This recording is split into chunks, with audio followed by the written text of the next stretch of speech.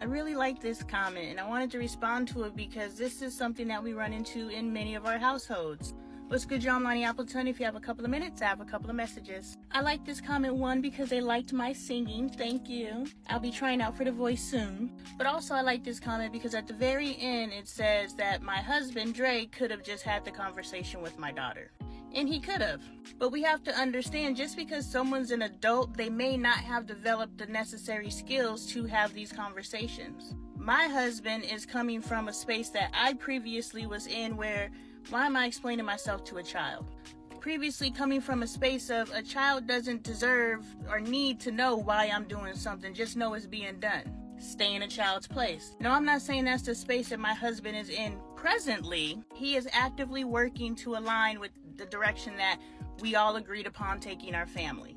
But in the meantime, I have to be the go-between. I have to be the one to remind everyone and say, hey, remember, we've all agreed that this is the direction we're moving in, so let's create a space to have these conversations. It's not that my husband can't speak for himself. It's that for him to speak for himself in this capacity is not regular for him. It's awkward for him. And I won't even put it all on him. I wanted this. So I'm going to do whatever's necessary for me to get what I want. And if that means sitting everyone down and saying we need to have a conversation that nobody else planned on having but me, we're going to have that conversation. So many households are having issues because you're grown. You should know better.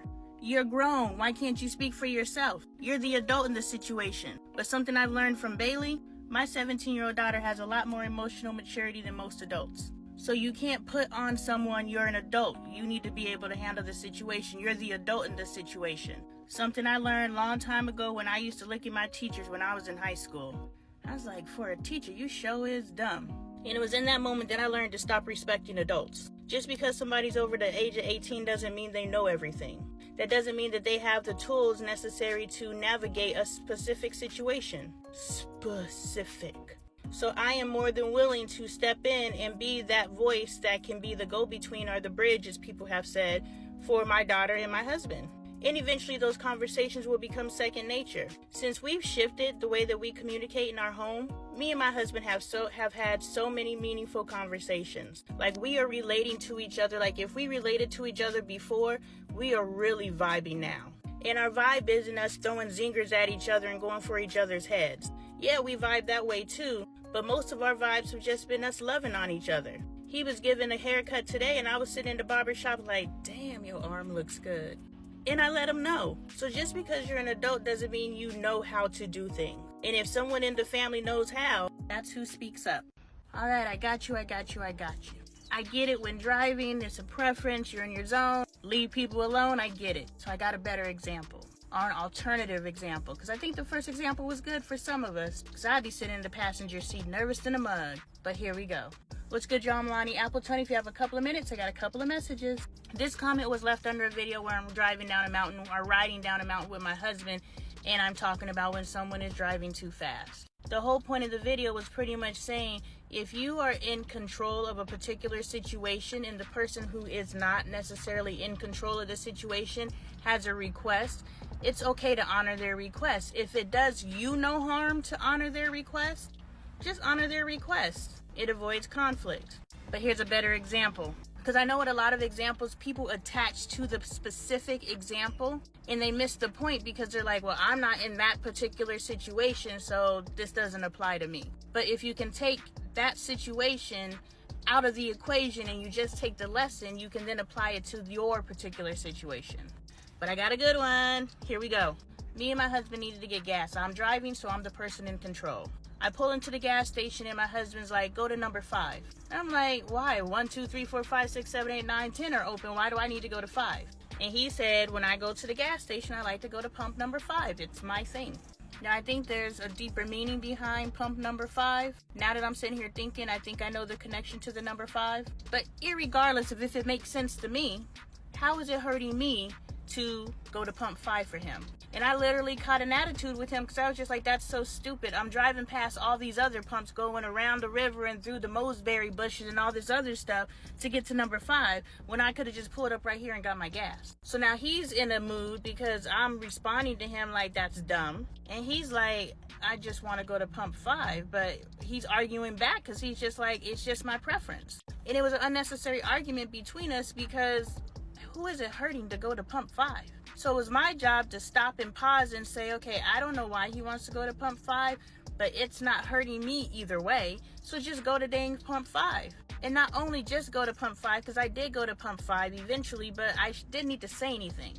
I could have just thought whatever I thought in my head, but even controlling that dialogue in my head is necessary too. It's not this is stupid and still doing it, but that's the first step, you know? The first step is not to say anything. The next step is to stop thinking stuff. So the best practice for me would have been just to think, I don't know why this is important to him, but it is. So because I love him and I want to be supportive of him, let me go on to pump 5 and be easy.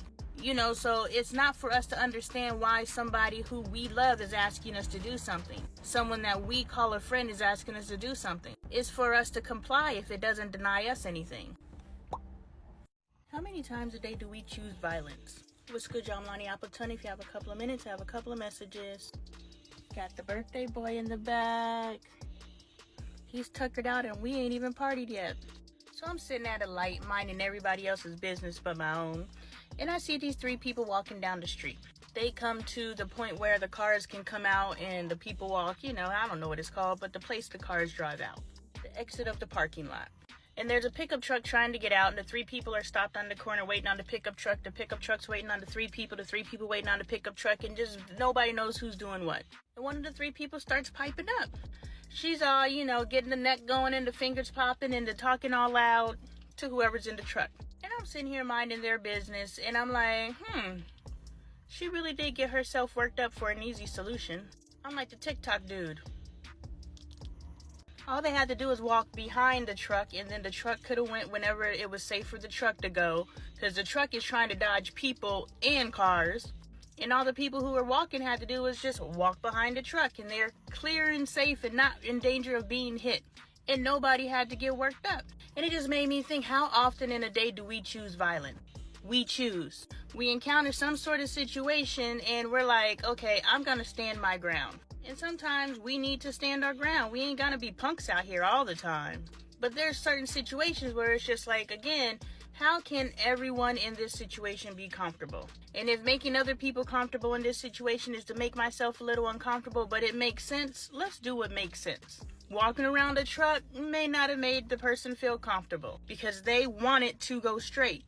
And for me to not go straight means I am now doing what I did not plan to do. It's what I did not want to do. So now I have to change what I want to do, and somebody else is forcing me to change. That's really what you're bumping up against. You had a plan of action and someone else came and interrupted that plan of action. A stranger of all people. So now this person I don't even know is messing up what I got going on, and now I got a problem. And I gotta let them know. But in that letting them know, like, are you choosing peace or are you choosing violence? It's case by case. Sometimes you choose violence. And I'm down for a good violent measure. 21-year-old me would have been like, I'm walking here! Come on! But 40-year-old me, I'm sitting there looking at her like, man, you really could have saved yourself some annoyance. Sometimes annoyance is frustration. Sometimes frustration is pure anger. Sometimes that pure anger is irate. And sometimes that irate ends up with somebody locked up. And sometimes it ends up with somebody dead. All because somebody was trying to pull out of a driveway and somebody was walking and their paths intersected and they chose violence. So just be mindful of how often we choose violence and we just choose peace.